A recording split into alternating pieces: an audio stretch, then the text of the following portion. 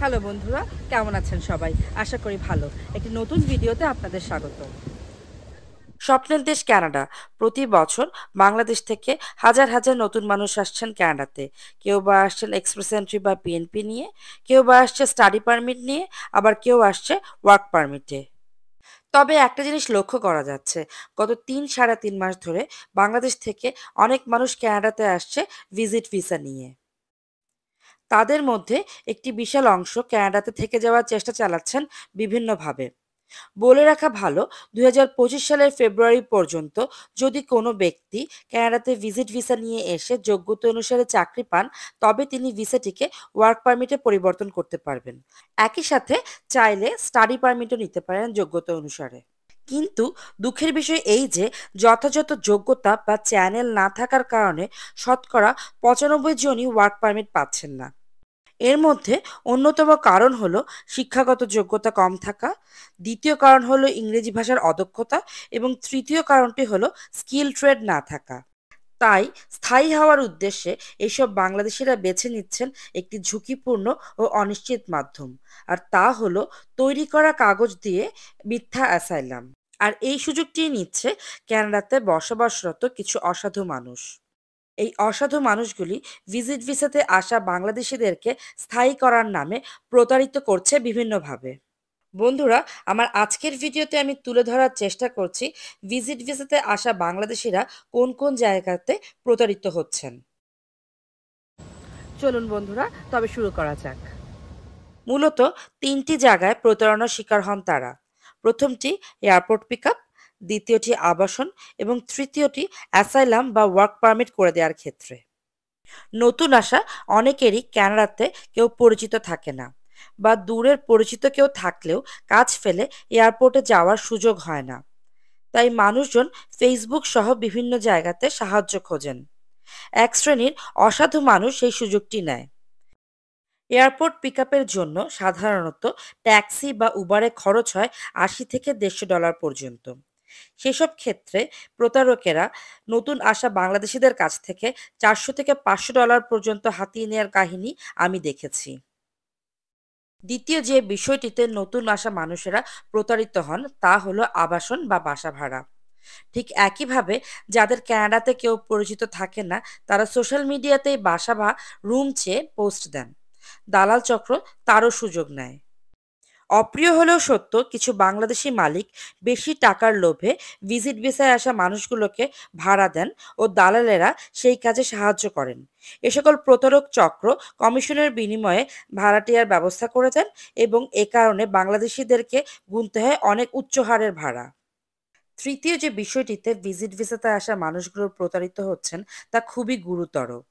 অনেকে শেষ সম্বলটুকুও হারাচ্ছেন এই প্রতারণার কারণে। আর তা হলো ওয়ার্ক পারমিট বা ফেক অ্যাসাইলাম করে দেওয়ার নামে মোটা অঙ্কের টাকা আদায়। বন্ধুরা, আপনারা ভিডিওতে যা দেখতে পাচ্ছেন তা হলো টরন্টোর বাংলা টাউন, যার ৯০% ব্যবসা প্রতিষ্ঠান বাংলাদেশিদের দ্বারা পরিচালিত। বন্ধুরা, নতুন আসা এই মানুষগুলোকে একটু খেয়াল করলেই চেনা যায়, কারণ তাদের পোশাক আশাক এবং চালচলনে থাকে একটু জড়তা। তারা অনেকটাই উদ্দেশ্যহীনভাবে ঘুরতে থাকেন এবং মাথায় যেহেতু রয়েছে সেটেলমেন্টের চিন্তা, তারা খুঁজতে থাকেন ইমিগ্রেশন লয়ার। আবার কেউ বা আসেন ক্যাশ জবের আশায়। ভিজিট ভিসায় আসা বাংলাদেশিরা প্রথমেই ঘুরতে আসেন এখানে, কারণ এখানে রয়েছে দেশীয় বাজার, রেস্টুরেন্ট সহ অনেক কিছু। প্রথমত, ভিজিট ভিসায় এসে কাজ করা অবৈধ। সেই সাথে রয়েছে অর্থনৈতিক মন্দা, তাই অনেকেই তারা কাজ পাচ্ছেন না। তাই তারা অলস সময় কাটাতে বাংলা টাউনকেই বেছে নেন। আর এই সুযোগটি নেয় ওৎ পেতে থাকা প্রতারক চক্র। এই প্রতারক চক্র বিভিন্ন দলে ভাগ হয়ে বাংলাদেশের রেস্টুরেন্টগুলোতে বা তার বাইরে বসে থাকে। সুযোগ বুঝেই তারা কাগজ করে দেওয়ার নাম করে আলাপ জমান। যেহেতু নতুন আসা এই মানুষগুলো কোনো ভালো আইনজীবী চেনেন না, আবার কেনেডিয়ান ইমিগ্রেশন সিস্টেম সম্পর্কে তাদের ভালো ধারণা নেই, তাই তারা এই প্রতারক চক্রের উপরই ভরসা করে। বর্তমান প্রেক্ষাপটে ভিজিট ভিসাতে কানাডাতে এসে ওয়ার্ক পারমিট পাওয়া খুবই কঠিন।